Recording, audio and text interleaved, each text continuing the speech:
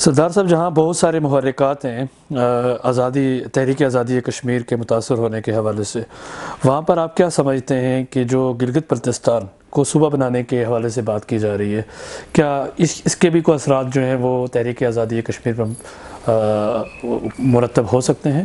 یہ بڑا اہم سوال آپ نے کیا ہے۔ ویسے اس میں ہماری سب لیڈرشپ آزاد کشمیر کو ایک ہی راگ آلاپ رہی ہے کہ صوبہ بننے سے جو ہے نا وہ قیامت آ جائے گی، کشمیر کی تحریک ختم ہو جائے گی، ہم اپنے وہ سٹینڈ سے پیچھے ہٹ جائیں گے۔ اور بدقسمتی سے بعض لوگ، جو میں ان کو کیا کہوں، وہ کہتے ہیں جی کہ پاکستان اور بھارت میں کوئی فرق نہیں رہے گا۔ یہ بہت بڑی بدقسمتی ہے۔ میرا ایک اپنا نقطہ نظر ہے، میرا اس پہ ایک طاقتور میں اپنا موقف رکھتا ہوں، وہ کسی کو اچھا لگے یا پسند آئے یا نہ آئے۔ میرا یہ ہے کہ یہ 73 سالوں سے ہم نے گلگت بلتستان کے عوام کو کشمیر کے ساتھ باندھ رکھا ہے۔ ان کے لیے کوئی جو ہے نا، ان کے لیے جو حقوق کے لیے کوئی وہ بات نہیں کر رہا۔ صرف ہماری جو سیاست کا محور ہے وہ گلگت بلتستان میں ہے۔ آزاد کشمیر کی لیڈرشپ آزاد کشمیر میں بیٹھ کر چوکوں چوراہوں میں جلسوں میں گلگت دعویٰ کرتی ہے کہ گلگت بلتستان ہمارا حصہ ہے، لیکن اس کے لیے عملی طور پر ان کے لوگوں کے جو رائٹس ہیں، بنیادی رائٹس ہیں، ان کے لیے جدوجہد۔ مجھے اللہ کے فضل و کرم سے گلگت بلتستان اسٹوڈنٹ لائف میں ہمیں جانے کا اتفاق ہوا۔ ہم نے 3 طلبہ تنظیموں نے مل کر وہاں مارچ کیا تھا، 3-4 پروگرام کیے تھے۔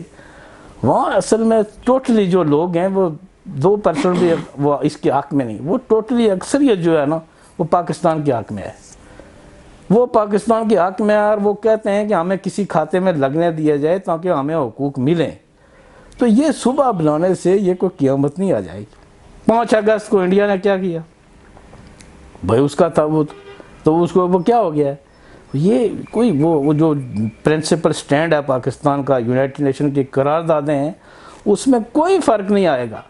بھائی پاکستان نے جو پچھلے 6 ماہ پہلے ایک نقشہ جاری کیا ہے، میپ جاری کیا ہے، جس میں جوناگڑھ، حیدرآباد اور کشمیر کہ گلگت بلتستان آزاد کشمیر تو پاکستان کا حصہ ہے۔ ہم نے اس کے لیے فائٹ کرنی ہے۔ جوناگڑھ، حیدرآباد، وہ انڈیا اس پہ سیکھ پا ہوا، اس نے شور مچایا کہ یہ کیا، تو اس نے بھی اسی طرح میپ پہلے جاری کیا تھا کہ یہ تو ہو گیا تھا ہم آزاد کشمیر کو۔ جب انہوں نے جاری کیا تو اس نے جو ہے نا شور مچانا پوری ایشو پہ۔ تو یہ چیز ہے کہ انہوں نے اس کو پاکستان کو اسٹرگل کرنا۔ اچھا سردار صاحب، یہ بھی تو ہے نا کہ مقبوضہ کشمیر، جیسے آپ نے بات کی ہے ابھی کہ تحریک آزادی کا ایک اسپیکٹ ہے کہ وہ متاثر ہوتا ہے یا نہیں۔ دوسری بات یہ کہ پوری دنیا جو ہے وہ اس پہ خاموشی بھی تو اختیار کیے ہوئے ہے کہ کتنے دن ہو گئے ہیں مقبوضہ کشمیر کے عوام جو ہیں وہ اسی لاک ڈاؤن میں ہیں۔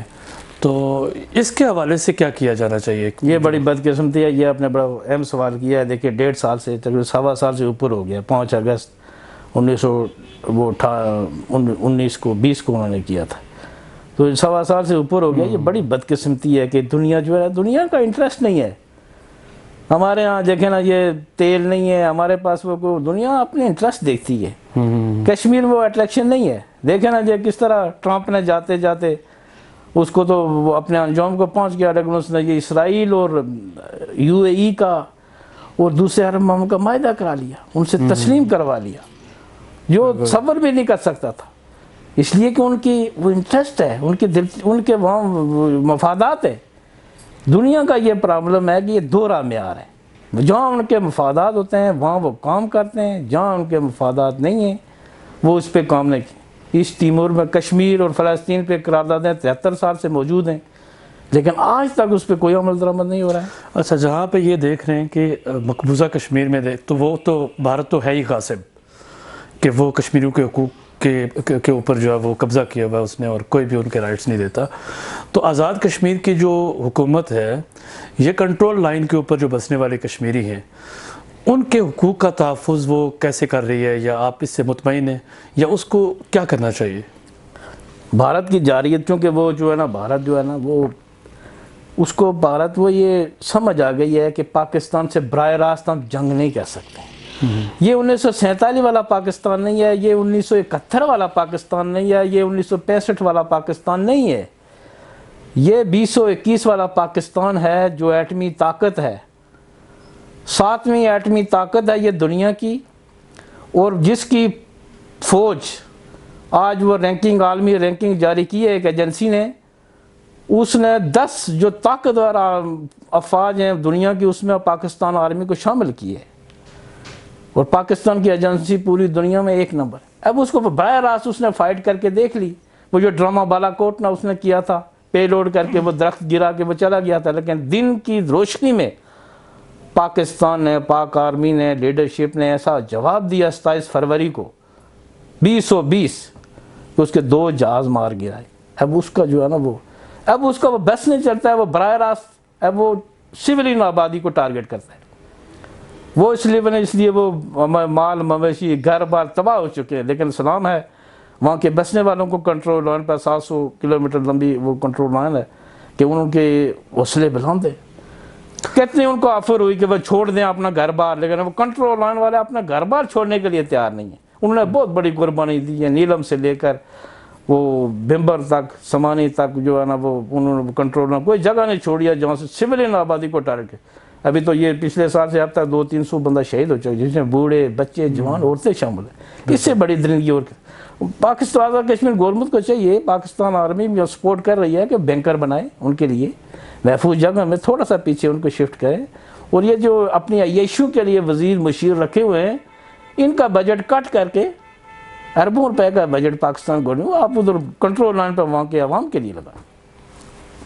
اچھا, جہاں آپ جو ہے نا وہ بڑے مشہور ہیں 2 ٹوک بات کرنے والے ہیں, اور آپ ماشاءاللہ اس نام سے 2 ٹوک کے نام سے کالم بھی لکھتے ہیں مختلف اخبارات کے اندر, تو اب جو ہے نا میرا خیال ہے آپ اس سوال کا بڑا 2 ٹوک انداز میں جواب دیں گے کہ ہائی کورٹ آزاد کشمیر میں 5 ججز کی جو غیر قانونی تقرری کی گئی ہے, اس کے حوالے سے آپ کے پاس کیا معلومات ہیں, آپ کیا کہتے ہیں اس حوالے سے؟ دیکھیں یہ جب 5 جج راجہ فاروق کا جیسا دعویٰ کرتے ہیں میرٹ کا, لیکن سب سے میرٹ کی جو انصاف کی جو انہوں نے وہ پامالی کی وہ سب سے بڑا یہ مثال ہمارے پاس موجود ہے کہ ہائی کورٹ کے 5 ججز برادری اور علاقے کی بیس پر ان کو بھرتی کیا گیا, اور راتوں رات نواز شریف کے جانے سے یہ فائل لے کر اس کے پاس گئے. وہ دوسرے دن اس نے رجوعنا تھا اور اس سے وہ منظوری لے کے کہتے ہیں میرا کوئی تعلق نہیں, اور وہ 5 ججز کی منظور اپوائنٹ کر لیا, جس کے ساتھ ممتاز کشمیر جناب سردار خالد ابراہیم محروم نے اسمبلی فلور پر جس کے خلاف آواز بلند کی کہ یہ غیر قانونی اس وقت کے چیف جسٹس ابراہیم ضیاء اور راجہ فاروق قدر اور یہ صدر اعظم کشمیر نے مل کر ان کی تقرری کی ہے جو غیر قانونی ہے, جو میرٹ پہ نہیں آتے ہیں. یہ موسٹ جونیئر لوگ ہیں, ان کو لایا گیا ہے پسند اور ناپسند کی بنیاد پر. اور یہ جو چیف جسٹس ہے آزاد کشمیر کا, یہ 40 لاکھ کا نمائندہ ہے, یہ بھی 15 لاکھ تنخواہ لیتا ہے, اور پاکستان کا چیف جسٹس 22 کروڑ کا نمائندہ ہے, وہ بھی 15 لاکھ روپیہ تنخواہ. یہ کام ان کے یہ ہیں, اور لہٰذا اس کو جو نہیں رہنا چاہیے. اس پہ انہوں نے وہ کیا کیا کہ ان کو توہین عدالت کا نوٹس جاری کیا, گرفتاری کا آرڈر دیا. وہ اللہ تعالیٰ کی حکمت تھی کہ اس شخص نے کبھی بھی وہ اپنے سیاست میں وہ کبھی داغ دبا نہیں لگنا, اللہ نے اس کو بھی گرفتاری سے پہلے یا اس کی عدالت میں پیش ہونے سے پہلے اپنے پاس بلا لیا. اچھا سردار صاحب, یہ آخری سوال ہوگا میرا آپ سے. میں یہ پوچھنا چاہ رہا ہوں کہ یہ جو آزاد کشمیر کی سیاست, کیونکہ آگے انتخابات آنے والے ہیں, اس حوالے سے میرا سوال ہے کہ جو ہر 5 سال کے بعد جو لوگ ووٹ دیتے ہیں, یہ برادری ازم کے ناصور سے کیسے جو ہے وہ جان چھڑائی جا سکتی ہے؟ میں معذرت کے ساتھ وہ جو آپ کے جو ریلیٹڈ ایک چیز رہ گئی تھی یہ ججز کے حوالے سے, اور انہیں 5 ججز کو سپریم کورٹ میں جب کیس ہوا وکلا نے کیا آزاد کشمیر میں, تو انہوں نے اس کو ان 5 ججز کو گھر بھیج دیا کہ یہ غیر قانونی اور بوگس تقرری کی گئی ہے. اس طرح سردار خالد ابراہیم محروم کے موقف کو ان کے جانے کے بعد اچھا درست ثابت ہوا ہے. اور وہ جو ہے نا وہ کہتے تھے کہ ہم رہیں گے یا نہیں رہیں گے, لیکن ان 5 ججز کو گھر جاؤ. اچھا, وہ اپنی زندگی میں انہوں نے کہا. تو باقی یہ جو آپ برادری ازم کے حوالے سے, یہ جو برادری ازم یہ بڑی بدقسمتی ہے, یہ ایک ناصور بن چکا ہے. ہم اس وہ مخصوص وہ جو نقطہ مخصوص جو وہ